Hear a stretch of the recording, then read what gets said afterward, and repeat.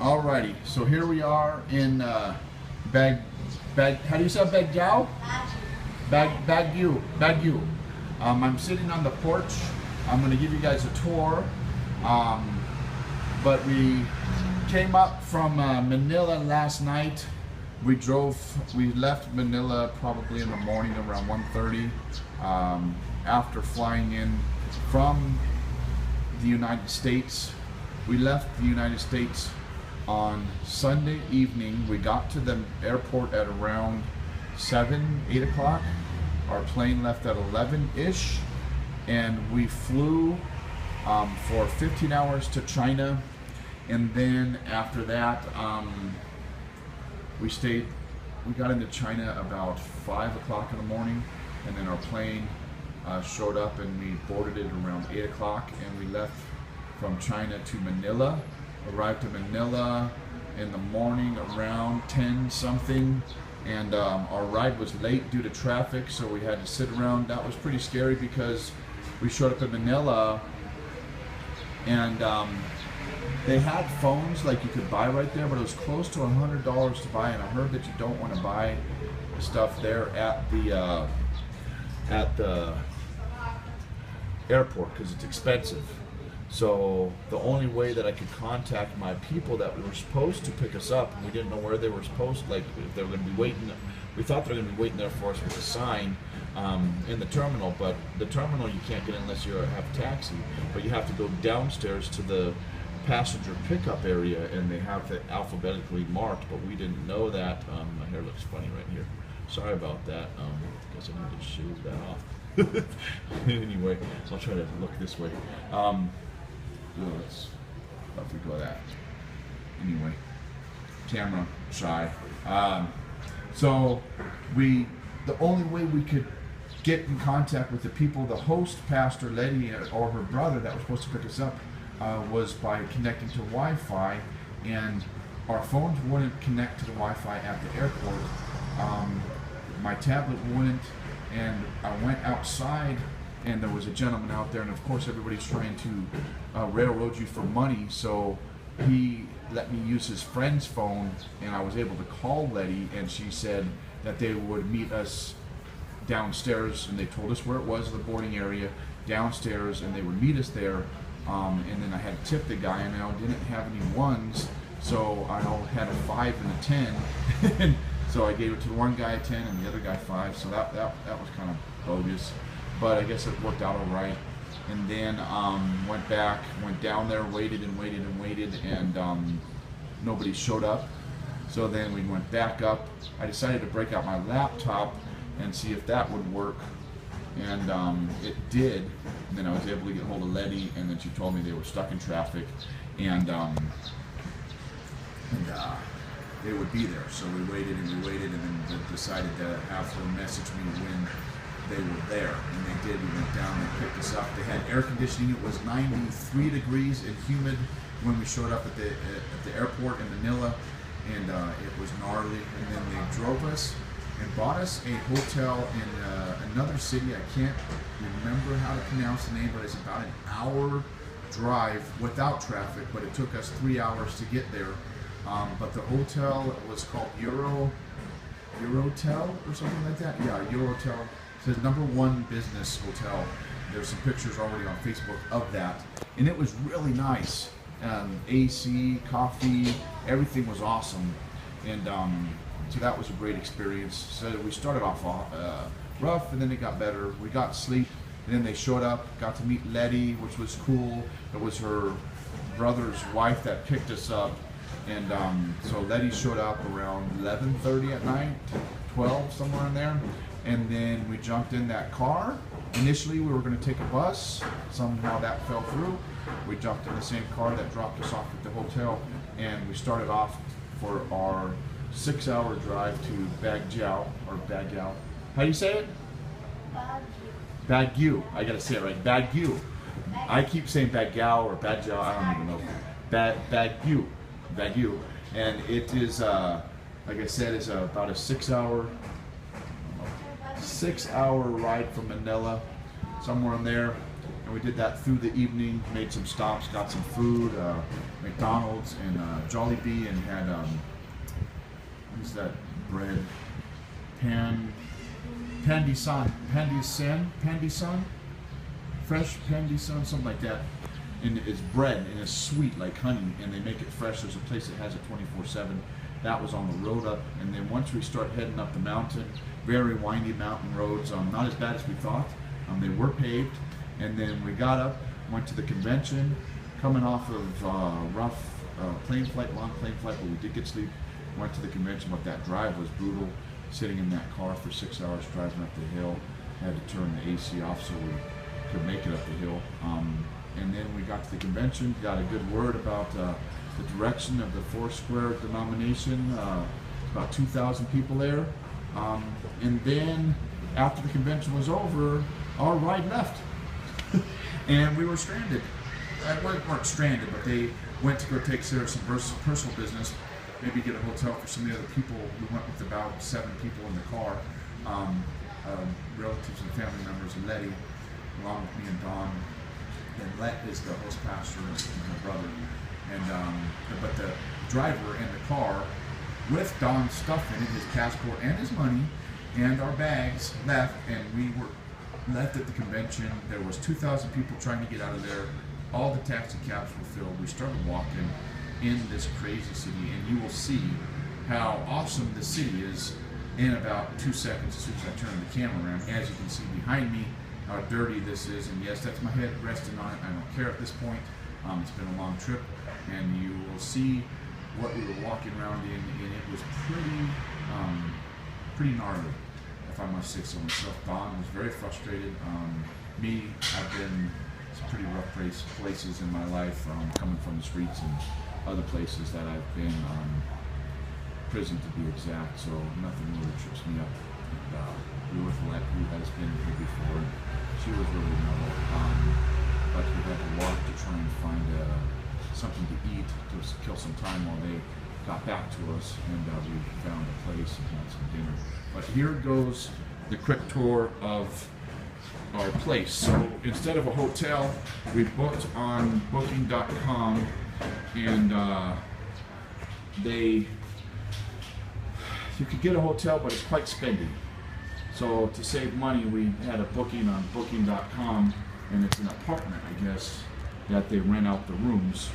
And the lady's really nice, her name's Claire, but I'm going to turn this around and show you guys the city and then our apartment, and you'll say hi to the people who are really nice. The people are so awesome here.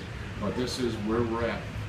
Enjoy, people. So here's the hallway that we came up, turning around, and the city. And get you a view here. Looks like we got a couple viewers right now that are live with us. I don't know if that's you, Mom, or someone else.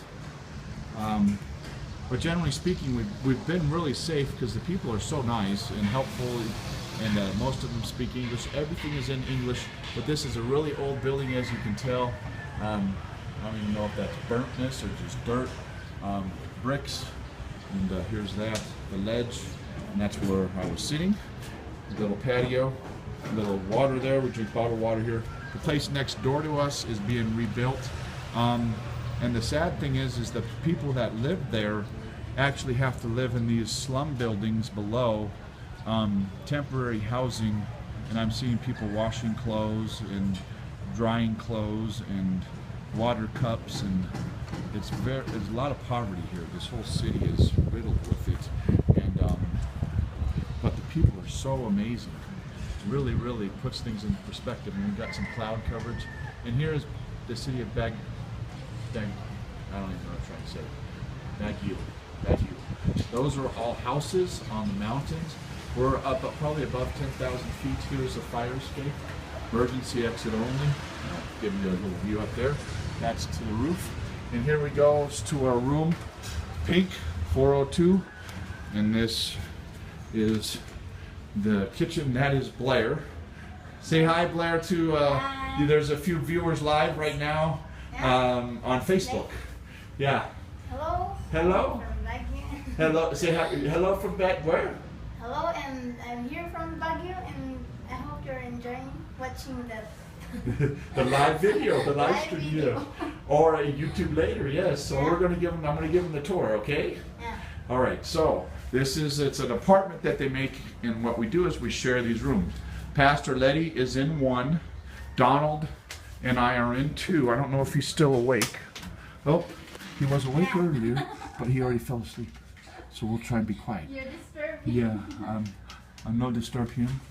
Okay, so yeah, we have 2 bunk beds, a wardrobe, and a shelf.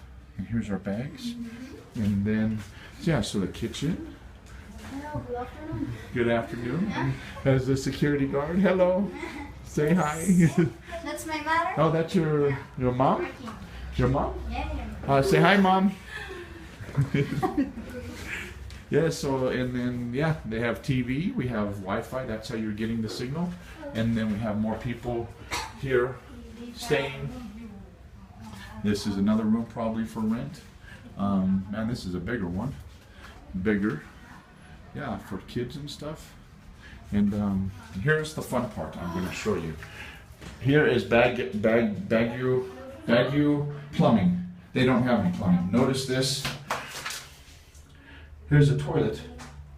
You see the color tint is a little yellow. That's because you can't get rid of all of the urine. But yeah, there's a toilet.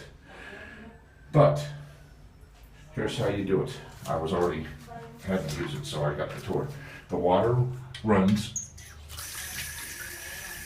You fill the bucket up about halfway. You take out the cup, set it right here, and then you pick up the bucket and you flush the toilet with the water.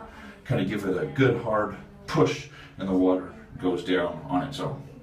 And then there is toilet paper, and I don't know if we can take a shower. I think you just use the shower. And then shower shoes. And that's where we go. And a little trash can for the female stuff. That is Baguio plumbing. So there's your tour. And here's cute little curtains. Enjoy doing it. Hey, Pastor, say hi to everybody online at home. Hi, hello. Hello. I'm Arthur Arnell from Kidapawan City First Gospel Church. Hello, Pastor. Okay, give them the tour. Okay, and then, all right, we have water to drink. That is safe. Toaster thing to cook. We don't drink from that. That's just for washing, and a fridge. So there's your tour. God bless you guys. We love you. I'd have Don say hi, but oh yeah, one more thing. If you go down that hall, about where there's one chair, in between that plastic chair and the other chair is a little general store. Like it's a little window with a ledge. Maybe it comes out of one of these apartments, and they have candy and water and soda. And I just bought this water. I just bought this water down the hallway. I can't go out because the Wi-Fi won't reach that far, but just past that second chair is, like I said, a little store. I bought this water for 11 pesos. It's 44 pesos to get $1. So you do the math on that.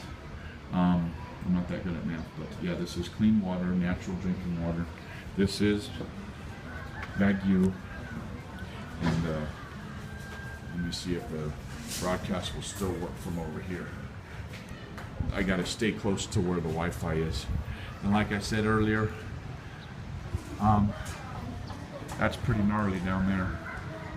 Where those people are forced to live because they're building that. Because those people down there are the people that used to live over there.